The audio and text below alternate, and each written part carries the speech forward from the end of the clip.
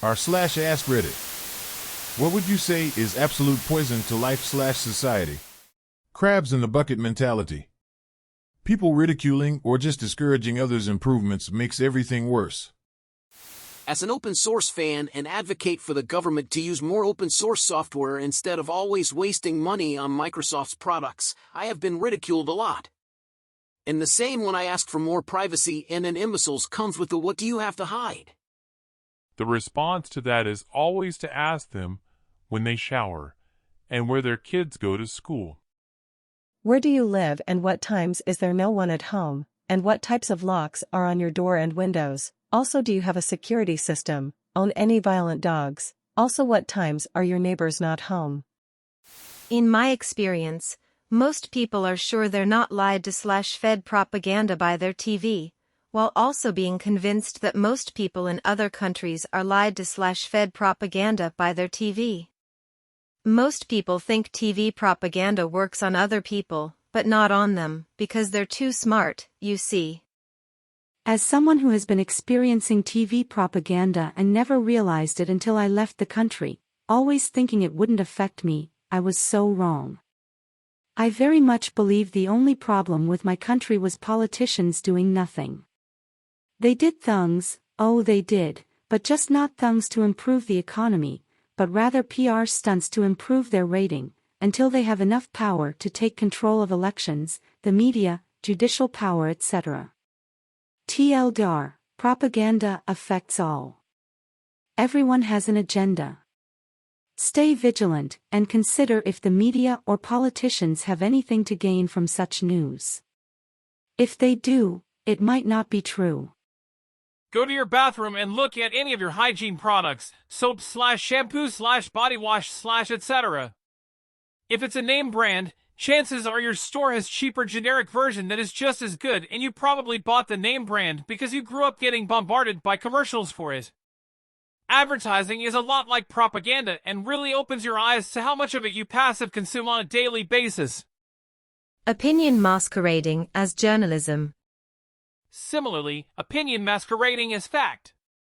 The number of people that speak with unearned authority on complicated issues is maddening, especially when they're closed off from alternative ideas. Scientific study says. Looks at source of study. Wait, no it doesn't. Happens way too often.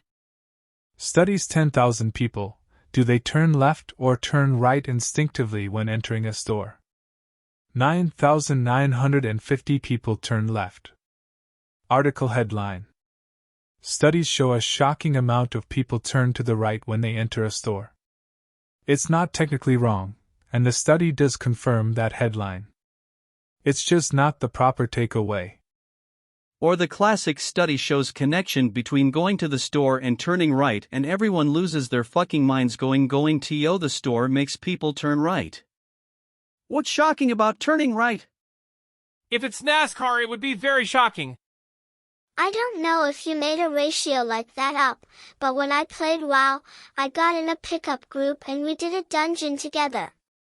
In this one, there are 4 mini-bosses around the room, and every group I ever went with did the left side of the room first. We got in and the tank, the guy who tries to get the boss's attention and focus attacks on themselves, turned right. I said, "Hey tank, are you left-handed?" He said, "Yeah, how did you know?" So there is a natural predisposition based on which way your brain works. There is a cult of ignorance in the United States, and there has always been. The strain of anti-intellectualism has been a constant thread winding its way through our political and cultural life, nurtured by the false notion that democracy means that my ignorance is just as good as your knowledge. Isaac Asimov. Increasingly applies to more and more countries, arguably the entire world at this point, and especially online discourse. And then the number of people blindly believing these facts. If we're going to go after journalism, I'm most concerned with seeing both sides as equal on issue-based reporting. For example, take vaccination, decades of in history of how we've nearly wiped out diseases such as polio and safety of taking it. but yet they will bring up a random study about how it could be dangerous, like the false claim it was causing autism. That's been disproven. Well, now here we are. Journalists are afraid to draw connections to report on facts, with giving the fringe a chance to have a soapbox in fear of seeming biased. The both sides false equivalency drives me spare. I remember a time where the media didn't give bats hit takes legitimacy. They'll float anything these days, and that's exploited to toss sand in everyone's eyes. Yep, it goes back to feelings over facts and the contempt of the expert/intelligence. I don't understand these facts and they don't feel right, so I'll latch on to whatever I need to allow my feelings over empirical evidence. On things which actually are matters of opinion, where there is no answer that could be proven even in a purely theoretical sense, they should be representing the views of the entire community in proportion to their prevalence in the community, and doing it in good faith by selecting spokesmen fairly and prominently identifying conflicts of interest. For matters of fact, they should stick to the actual evidence. Watch the new in either Japan or Korea, it's just facts and boring AF. American news is entertainment. Canadian news used to be like that. Nice and dull and informative.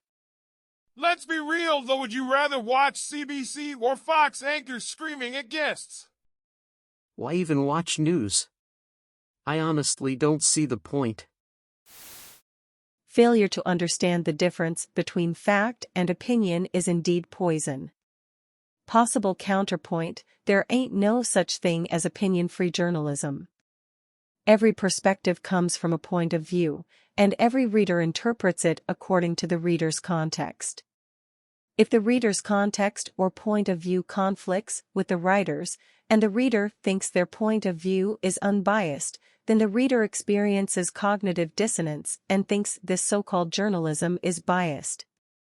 A less naive reader knows all narrators are more or less reliable, and uses critical thinking to understand what point of view the narrator is coming from. Then they may understand their own point of view a little better and know why they see things differently, and maybe learn something. Even if they say, this is bad journalism because of X. Of course, better writers are more reliable, more aware of their contextual point of view and potential sources of error, transparent about how they arrive at their point of view, and make it easier for critical readers. And above all, know the difference between fact and opinion. References to biased journalism suggest the existence of some unbiased reference frame, like the 19th century ether theory in physics.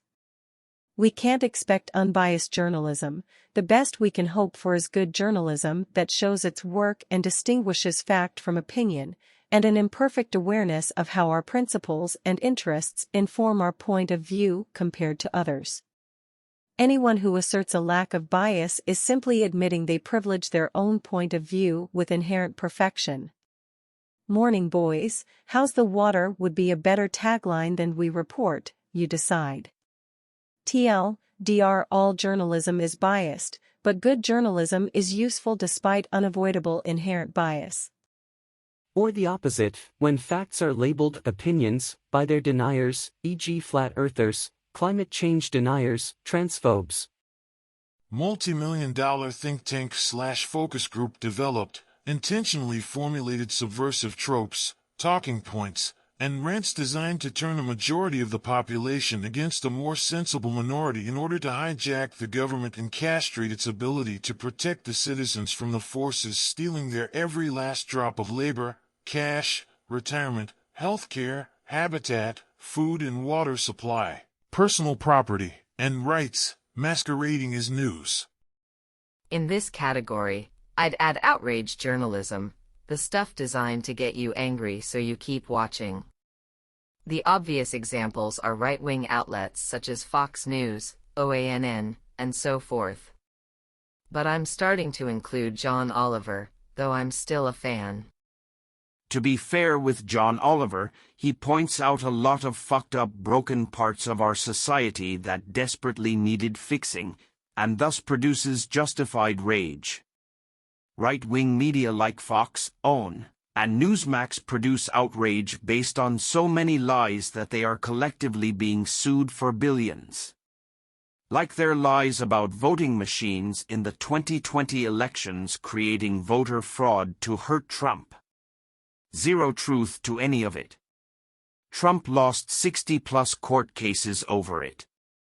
Those same lies led to January 6th and continue produce right-wing extremists like the one that attacked Paul Pelosi. Sure, I don't mean to put Oliver in the same booth with those folks. His facts and his research are clearly better, as are his jokes. But the result, and much of the product, is still to get us riled up about something. Or someone. I'm just saying that the left wing is baited by outrage, just as the right is. I used to hear people on the right talk about Antifa as if it characterized all Democrats, whereas I otherwise never heard about the group. But on the left, we get riled up over the Proud Boys and Marjorie Taylor Greene, as if that's all we need to know about conservatism. To be fair, again, MTG is truly fucking awful and a lot of right-wingers put her in power, which tells me they are 100% okay with that. So anyone that defends her or voted for her is an awful person, and a lot of right-wingers do just that. Which tells me that if they are okay with that, then they too are awful people. Let's expand that to Trump, and 73 million people voted for him after 4 years of his evil corruption, saying not only did they want more of it but that they approved of it. If you vote for and support evil, then what is the argument that you are not the same? The Proud Boys were charged with sedition conspiracy and are an actual terrorist group when Antifa is barely a thing. Nobody that is a part of Antifa has been charged with seditious conspiracy. So their outrage is once again fake, and hating the Proud Boy is justified, and anybody that defends them is scum. A lot of right-wingers defend them. It's extremely hard to not judge people by who they support. When they support someone that is 100% evil like Trump, then how are they not evil as well? Numerous reports pointed to Trump's disinformation about COVID resulted in several hundred of thousands more deaths than need be. A worse response than even if a fucking houseplant were in charge making zero choices. Trump was right about one thing: if he shot and killed someone on 5th, he would not lose any support. He murdered 300,000 plus citizens, and the GOP still won't stop supporting him. John Oliver bugs me in that he gives people a false sense of their comprehension of complex issues because of a 30 minutes comedy routine.